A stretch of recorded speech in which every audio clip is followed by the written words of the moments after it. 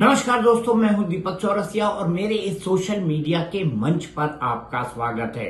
दोस्तों, इसे कहते हैं रातों रात फेमस हो जाना। क्या आपने एक पॉलिटिकल पार्टी का नाम सुना था? एनसीपीआई। जी हां, nationalist citizens party of India. इस पार्टी के बारे में कोई नहीं जानता था, लेकिन इसे आप कहेंगे बिल्ली के भाग से छीका टूटना।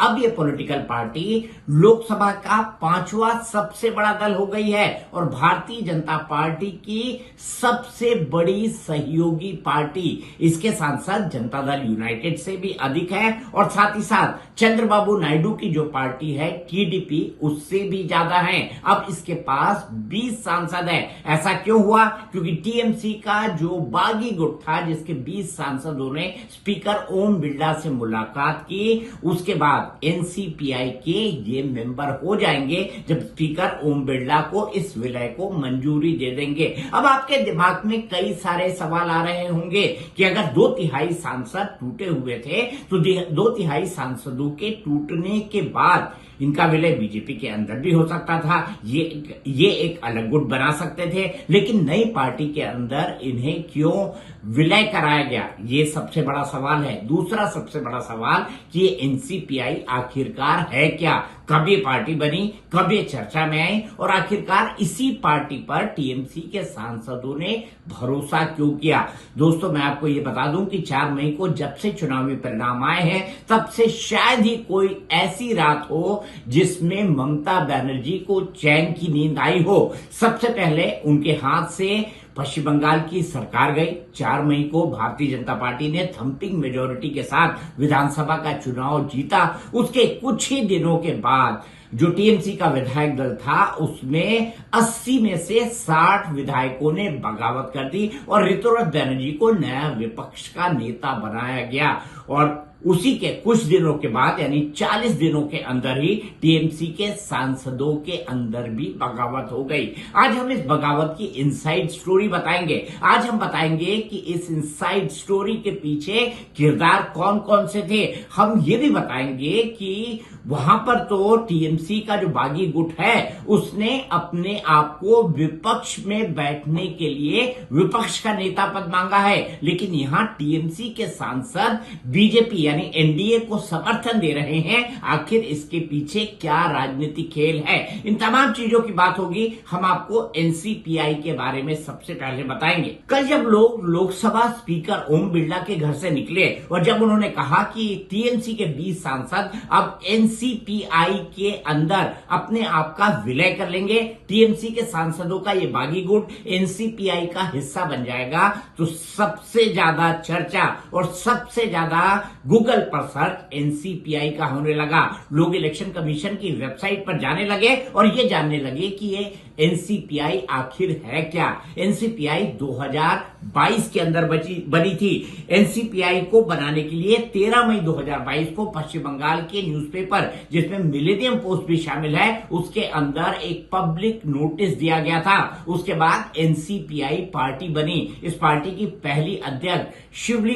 कुंडू है। अब शिवली कुंडू के पिता, माफ कीजिएगा, पति उत्तिया कुंडू जो हैं, इस पार्टी के अध्यक्ष हैं। उत्तिया कुंडू अपने आप को स्पीकर कहते हैं। वहीं शिवली कुंडू की अगर बात की जाए तो वो हाई कोर्ट की वकील हैं। हावड़ा के एक पते पर ये पॉलिटिकल पार्टी रजिस्टर्ड है और इसने अपना पहला चुनाव जो है वो त्रिपुरा में 2023 में लड़ा था। आपको जानकर यह भी आश्चर्य होगा कि इनके कैंडिडेट को जो वोट मिले थे वो नोटा के आसपास ही थे, यानी नन ऑफ द अबोव के आसपास ही इस पॉलिटिकल पार्टी के वोट थे। लेकिन यह पॉलिटिकल पार्टी क्या किसी तरह की कोई छाप त्रिपुरा के चुनाव में छोड़ पाई थी? बिल्कुल नहीं छोड़ पाई थी। 3 सीटों पर इसने कैंडिडेट खड़े किए थे और इसको जो कुल वोट मिले थे वो 1198 थे। इसके बाद ये पार्टी आई गई। पार्टी के बारे में किसी को कोई पता नहीं, के बारे में किसी को कुछ भी पता नहीं चला। लेकिन कल जब टीएमसी का बागी गुट अपने 20 सांसदों के साथ एनसीपीआई में विलय कर लेता है तो पार्टी के दफ्तर के बाहर जो है सुरक्षा बल देखे जाते हैं। अब पार्टी के अध्यक्ष है उत्तिया कुंडू। शिवरी कुंडू कहती है कि कुछ ही दिन में आपको तमाम जानकारी मिल जाएगी। खबर यह है कि इस पूरी की पूरी जो टीएमसी की टूट है उसकी पटकथा भारतीय जनता पार्टी के जिन नेताओं ने लिखी थी उनके संपर्क में उत्तिया कुंडू थे और उत्तिया कुंडू ने की तरफ से यह प्रस्ताव नहीं आया था बल्कि बीजेपी की तरफ से यह प्रस्ताव गया था। ऐसा इसलिए क्योंकि ये जो पॉलिटिकल पार्टी है ये नॉर्थ ईस्ट के कुछ राज्यों में, त्रिपुरा के अंदर और साथ ही साथ पश्चिम बंगाल के अंदर सक्रिय है। उत्तिया कुंडू की फेसबुक पोस्ट से यह देखा जा सकता है कि वो ममता बनर्जी के और तृणमूल कांग्रेस की नीतियों के धुर विरोधी रहे हैं। अब यहां पर जो सबसे बड़ा सवाल है वो ये है कि अब जो है प्रोसेस किस तरीके से फॉलो होगी। अब ये माना जाएगा इलेक्शन कमीशन के नियम कानून के मुताबिक कि उत्तिया कुंडू ही इस पार्टी के अध्यक्ष हैं और इस पार्टी के अध्यक्ष के नाते वो अब ये डिसाइड करेंगे कि सदन का नेता कौन होगा और साथ ही साथ विपक्षी जो सांसद है तृणमूल कांग्रेस के 20 उनमें से कौन चीफ विप बनेगा। अब इसकी जरूरत क्यों पड़ी कि ये एक पॉलिटिकल पार्टी के अंदर विलय कर ले। टीएमसी के बागी लोगों को भारतीय जनता पार्टी अपने साथ क्यों नहीं लेना चाहती थी, इसको हम समझेंगे। साथ ही साथ मैं आपको यह भी बताऊंगा कि ये जो पॉलिटिकल पार्टी है एनसीपीआई इसने बाकायदा इलेक्शन कमीशन के अंदर अपने आय व्यय का ब्यौरा दिया है। 2023 को जो स्टेटमेंट फाइल हुआ है 2022-23 का जो इलेक्शन उन्होंने लड़ा था उसके बाद पार्टी के पास लगभग 1.13 लाख का चंदा आया था। उसके अगेंस्ट में उन्होंने 1.35 लाख रुपए जो है अपने पॉलिटिकल पार्टी के में खर्च किए थे, ये उन्होंने अपने स्टेटमेंट के अंदर बताया है। उत्तिया कुंडू अभी तक सामने नहीं आए हैं। शिवली कुंडू का एक पॉलिटिकल स्टेटमेंट जरूर सामने आया है कि जल्द ही इस पूरे मसले पर आपको सारी जानकारी मिल जाएगी। पर इन 20 सांसदों को लेकर क्या नियम कानून है ये जब स्पीकर का फैसला आएगा उसके बाद साफ होगा। अब सवाल यह है कि भारतीय जनता पार्टी यानी एनडीए की सरकार को ये तमाम सांसद समर्थन तो देंगे और एनडीए को क्या समर्थन की जरूरत है? विधानसभा में बिल्कुल नहीं, लेकिन लोकसभा में है। इसीलिए विधानसभा में टीएमसी का जो बागी गुट है वो विरोधी दल है, लेकिन लोकसभा के अंदर एनसीपीआई जो पहले से ही एनडीए के साथ अपने समर्थन की घोषणा चुनाव के दौरान कर चुकी थी, अब ये इसके सदस्य होंगे और ये एनडीए सरकार को समर्थन देंगे। तुरंत सरकार को समर्थन की जरूरत पड़ेगी। जो बिल आने वाला है परिसीमन विधेयक मॉनसून सत्र के दौरान, उसके चलते। लेकिन सवाल यह है कि ऐसे में जैसे आम आदमी पार्टी के 7 सांसदों का राज्यसभा में विलय करा लिया गया बीजेपी के अंदर, टीएमसी का विलय जो है भारतीय जनता पार्टी में क्यों नहीं कराया जा सकता था? इसका सबसे पहला कारण है कि टीएमसी जो है वो पूरी तरीके से भारतीय जनता पार्टी की धुर विरोधी रही है। अभी अभी टीएमसी को हराकर बीजेपी ने पश्चिम बंगाल के अंदर सत्ता बनाई है और अगर ऐसे में टीएमसी के सांसदों का बीजेपी में विलय करा लिया जाता या ये गुट बीजेपी के अंदर शामिल हो जाता तो ये कहा जाता कि देखिए पार्टी हारी और बीजेपी ने पार्टी तोड़कर अपने मतलब के लिए इन तमाम सांसदों को बीजेपी के अंदर विलय करा लिया। इससे कानूनी पेचीदगियां भी बढ़ सकती थी। इससे ये भी बढ़ सकता था कि आने वाले समय में ये तमाम लोग, तो आप देखिए सयानी घोष के बयान देख लीजिए किस तरह से उन्होंने दिल में काबा और आंखों में मदीना की बात कही थी, लेकिन वही सयानी घोष अब एनसीपीआई के साथ है और एनसीपीआई के साथ जाने के बाद वो प्रत्यक्ष या अप्रत्यक्ष रूप से बीजेपी को समर्थन देंगी। अगर यही सयानी घोष अगर बीजेपी के अंदर शामिल हो जाती तो एक आरोप लगता कि उस सांसद ने जिसने सबसे मुखर होकर भारतीय जनता पार्टी के आइडियोलॉजी के ऊपर सवाल उठाए, उस सांसद को बीजेपी ने अपने अंदर विलय करा लिया। भारतीय जनता पार्टी ऐसे सांसदों के साथ दिखना नहीं चाहती थी। दूसरा सबसे बड़ा मुद्दा, टीएमसी के इन्हीं सांसदों, विधायकों और नेताओं पर आरोप लगता था कि ये लोग रिश्वत लेते हैं, कटमनी लेते हैं और साथ ही साथ जो है जो टीएमसी का प्रशासन है वो वहां पर हिंदुओं को तंग करता है। ऐसे सांसदों के साथ के खिलाफ जो है बीजेपी के कैडर में जबरदस्त गुस्सा था। अगर इन सांसदों का विलय भारतीय जनता पार्टी के अंदर कर लिया जाता तो इसका प्रभाव पश्चिम बंगाल की राजनीति और पश्चिम बंगाल में जो ग्रास रूट लेवल पर बीजेपी के कार्यकर्ता है उन पर जबरदस्त तरीके से पड़ता। इसीलिए बीजेपी में न इनका विलय कराया गया और न ही टीएमसी का एक अलग गुट बनाया गया। आपको याद होगा एकनाथ शिंदे के मसले पर जो सुप्रीम कोर्ट की संविधान पीठ का फैसला आया था, उस संविधान पीठ ने साफ साफ कहा था कि लोक विधानसभा के अंदर विधायक दल का नेता कौन होगा ये पार्टी तय करेगी, विधायकों का टूटा हुआ गुट नहीं। मेरे ख्याल से यही संविधान पीठ का फैसला है जिसके चलते टीएमसी के इस अलग गुट को टीएमसी के अलग गुट के तौर पर मान्यता स्पीकर से न दिलवाकर इसे जो है एक नई नवेली पार्टी के अंदर विलय कराया गया है।